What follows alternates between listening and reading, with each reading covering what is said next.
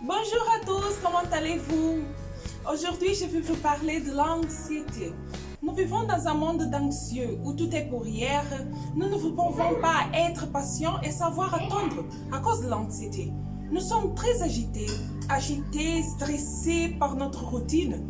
C'est l'université, c'est le travail, c'est le mari, les enfants, la maison. On veut tout faire en même temps, tout résoudre, être expert en tout. Combien d'entre nous ont le syndrome de Marthe? On ne peut pas se calmer.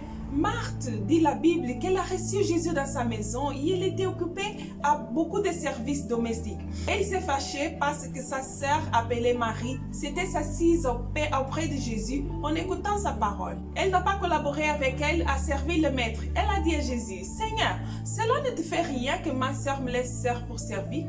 Dis-lui de m'aider. Et le Seigneur lui répondit, Marthe, tout t'inquiète et tout agite pour beaucoup de choses. Mais une seule chose est nécessaire et Marie a choisi la bonne part. Il ne sera point ôté. Combien de fois ne pouvons-nous pas rester assises et profiter d'un moment pour lire la Bible, parler à Dieu? Parfois, quand je suis dans un endroit où je suis obligée de rester immobilier et écouter ce que je ne veux pas, il arrive un moment que quelque chose en moi me donne envie de sortir de là pour faire mes démarches. Surtout si j'entends quelque chose qui ne m'intéresse pas. J'ai l'impression de perdre mon temps.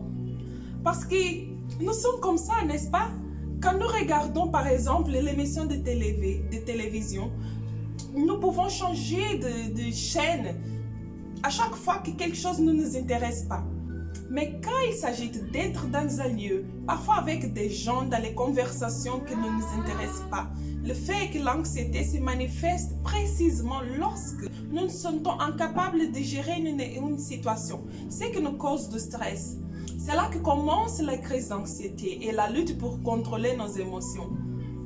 J'ai eu une crise d'angoisse et c'était la pire que j'ai jamais eue. C'était arrivé dans une maison, dans un membre de famille parce que je vivais de la faveur, parce que j'ai passé vraiment des moments de beaucoup de difficultés financières. J'ai été forcée de supporter les plus terribles manifestations d'anxiété dans ma vie. C'est ça qui m'a amenée à l'hôpital. Lorsque nous sommes confrontés à une situation de stress extrême, nous ne voyons aucune issue, aucune solution, où nos mains ne peuvent rien résoudre, notre capacité physique, intellectuelle ne peut rien changer, nous commençons à nous inquiéter. J'étais sans emploi, avec un enfant, étant humiliée, critiquée dans la maison des gens qui m'ont accueilli, à recevoir toujours des avertissements pour sortir. Je vivais dans une situation de rejet dans le domaine sentimental, c'est-à-dire abandon. J'avais perdu toutes mes affaires parce que je devais quitter le pays. Ça veut dire que je n'avais rien, plus d'argent. J'étais dans une nouvelle ville, loin de là où j'avais construit ma famille. Mon fils traversait des graves problèmes intestinaux. Il criait de douleur au moment d'aller aux toilettes. C'est-à-dire j'étais au fond de trou. Il était 3 heures du matin. J'étais réveillée, couchée dans mon lit apparemment calme, quand je sentis une sensation de pincement à la poitrine, accompagnée de palpitations, désespoir, sensation de suffocation, sensation que j'allais mourir. J'ai cru vraiment que mon heure était venue. J'ai appelé à l'aide, ils m'ont emmenée à l'hôpital parce que je ne pouvais pas marcher. Je suis restée au lit 1 heure en attendant que les symptômes disparaissent. Quand on a diagnostiqué que c'était une crise d'anxiété, je me suis dit quoi? Je ne savais même pas que l'anxiété amène quelqu'un à l'urgence de l'hôpital. C'est alors que j'ai réalisé qu'après tout, je n'étais assez calme que je pensais. J'ai été cru que j'avais la maîtrise de mes émotions. Je cachais toujours mon désespoir le plus profond. J'ai toujours essayé d'être fort et gérer les frustrations et mes émotions. Et j'ai fini pour accumuler une série de pensées, des émotions. J'ai refusé de prendre les médicaments parce que je ne voulais pas dépendre de médicaments pour contrôler les émotions. Après cette crise, j'avais une autre crise 12 ans plus tard de la première crise. Et c'était pendant le confinement, le premier confinement. Ce n'était que l'essoufflement, palpitations. Après ça, j'ai eu une autre crise d'angoisse. Je commençais à avoir l'envie de pleurer désespérément. J'étais le geste d'un endroit à un autre. C'était quelque chose qui m'a pris de surprise. Je n'avais aucune raison de pleurer. J'étais excitée, en désespoir si fort que je n'ai rien compris. Mais j'ai gardé le contrôle et j'ai essayé de comprendre ce qui m'est arrivé. J'ai réalisé que c'était la manifestation de l'anxiété. Bien-aimé, l'anxiété est quelque chose de très dangereux. Si tu ne sais pas comment gérer ces problèmes, tu peux finir dépendant de médicaments pendant toute ta vie.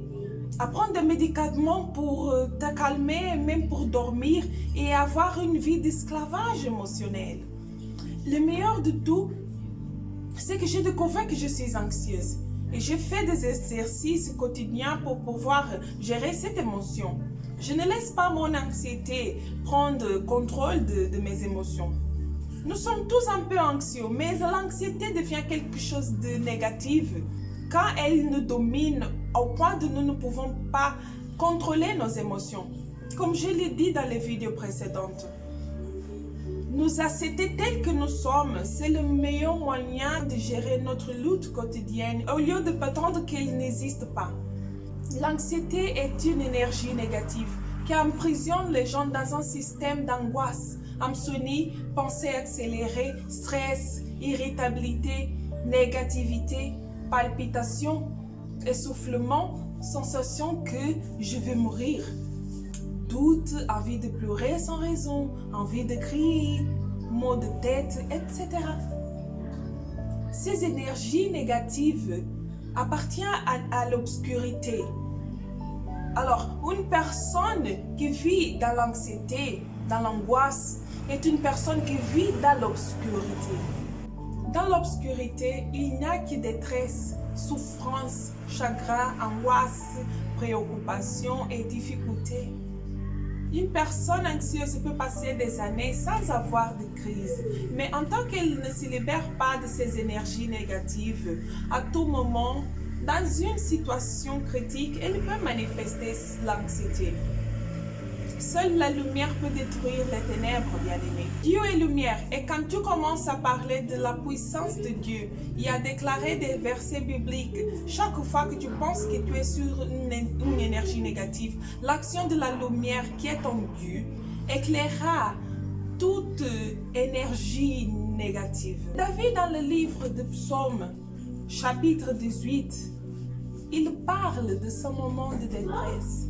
Ils disent: le lien de la mort m'avait entouré et les torrents de la destruction m'avaient épouvanté. Les liens du séjour des morts m'avaient enlacé et les filets de la mort m'avaient surpris. Dans ma détresse, j'ai invoqué l'Éternel, j'ai crié à mon Dieu. De son palais, il a entendu ma voix et mon cri est parvenu devant lui à ses oreilles. David traversait une détresse. Ce qu'il voyait autour de lui, c'était de la mort et la sombre. La mort est toujours représentée par le noir, la sombre, l'obscurité. David parle dans ces chapitres des eaux obscures et des sombres nuages. C'est-à-dire qu'il se sentait dans l'obscurité. C'était comme si sa vie, l'état de son âme était l'obscurité. Pendant ma crise d'angoisse, j'étais sûre que j'allais mourir. Je pensais que mon jour était venu.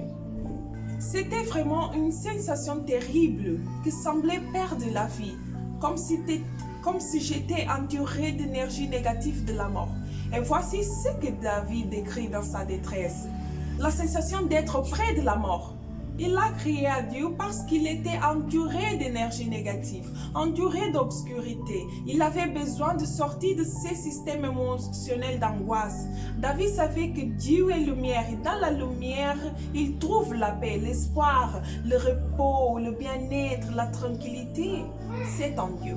Dans le verset 13, il décrit: de la splendeur qui le précédait, s'échapper les nuées, signifie que les nuages d'obscurité ont été dissipés à cause de l'éclat, de la gloire, de la splendeur de Dieu.